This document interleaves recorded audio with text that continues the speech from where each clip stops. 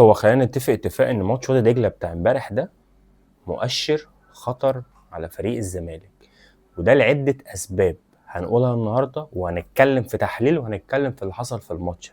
بس ما تنساش تعمل لنا شير ولايك وسبسكرايب الاول عشان نقدر ان احنا نتكلم فيه. اهلا وسهلا بيكم في حلقه جديده من حلقاتنا هنتكلم في الكوره مع عبد الرحمن. يلا بينا.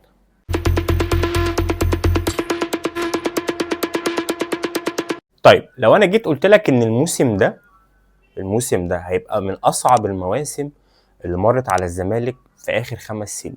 طيب هتقول لي ليه؟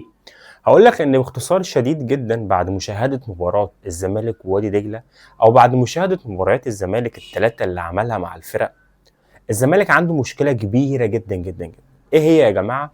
العمق التهديفي. يعني ايه العمق التهديفي؟ يعني انا دلوقتي عندي وينجين وعندي راس حربه. تمام. انا ما عنديش الوينجات اللي بتجيب لي او بتساعد او بتساهم في عدد كبير من الاهداف، وما عنديش الفرود اللي بيجيب لي في الموسم من 20 ل 30 جون مثلا. فبالتالي انا عندي مشكله في الجزء اللي قدام. طيب ليه انا بقول كده؟ لان ده باين جدا في ماتش وادي دجله. اي نعم وادي دجله مش فريق كبير مع احترامي طبعا لوادي دجله، بس على الاقل قدرت ان انت تحدد ملامح يانيك فيريرا. الراجل ده بيلعب ازاي او طريقه تفكيره ازاي. اولا ماتش وادي دجله، الماتش ده كان غير مذاع بس قدرنا ان احنا نجيب كده يعني بعض اللقطات، وخليني كده اتكلم معاكم وهحاول ان انا اعرضها، ولو ما عرضتهاش فهحاول اشرح لكم اللي حصل. تمام. طيب يانيك فيريرا زي ما قلنا قبل كده بيلعب باسلوب هجومي بحت، بس اللعيبه اللي معاه لحد دلوقتي كمهاجمين الزمالك، احنا متفقين ان الزمالك عاوز مهاجم يفرتك الدنيا، 2 وينج يلعبوا قدام وراهم 2 ديفندرات ثابتين. تمام. طيب يانيك فيريرا الراجل بيلعب 4-2-3-1 دايموند. يعني ايه؟ يعني 4 يعني صريحه يعني انا بلعب صريح، انا اتاك على الجون، انا ما بلعبش بقى زون وان احنا هنلعب. الراجل بيبيلد من تحت في اوقات على حسب مجريات الماتش، وقبل اي ماتش قصاد اي فريق الراجل بيعمل تحليل كامل للفريق ده.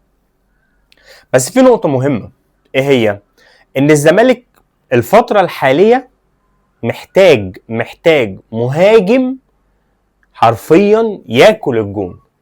لان انت طالما انت الوينجين بيعملوا اللي عليهم ومفيش مهاجم بيقدر ان هو يترجم ده لاهداف، فانت هتقابل مشكله كبيره جدا، مشكله كبيره قوي. يعني ما انت كوينج بتساعد او بتساهم في الاهداف مع الراجل اللي جاي من تحت او الاثنين او الثلاثه اللي جايين من تحت، يبقى انت كمهاجم الزمالك محتاج المهاجم اللي يخلص قصاد الجون باي ثمن او باي شكل.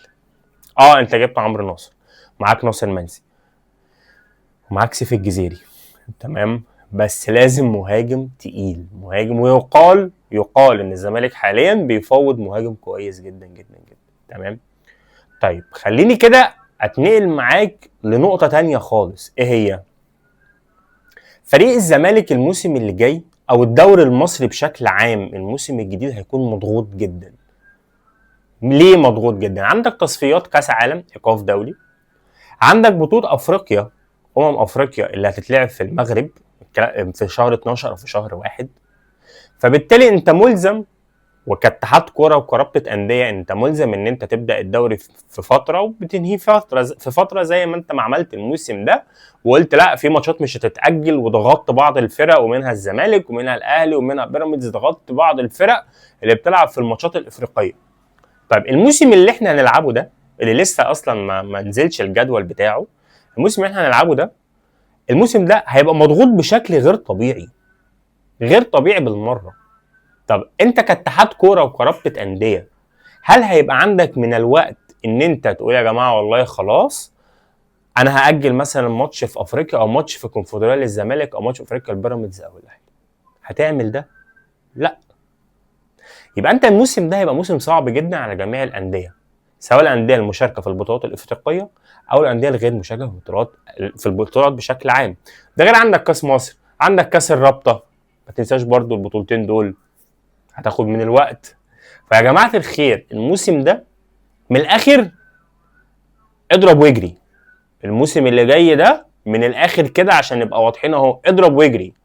هتعطل، اللي هينمل مش هيكمل. الموسم الجديد ده اللي هينمل مش هيكمل، من الاخر اهو صريحه.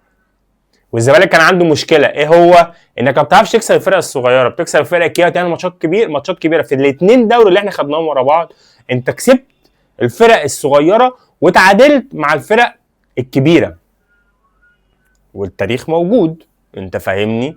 او كسبت الفرق الكبيره. فانت مشكله الزمالك الفرق الصغيره فقط لا غير. اكسب واجري، اهرب. تمام؟ شكرا جدا ليكم، ما تنساش تعملها شير ولايك وسبسكرايب عشان نقدر ان احنا نكمل. كان معاكم عبد الرحمن في حلقه جديده من حلقاتنا هنتكلم في الكوره.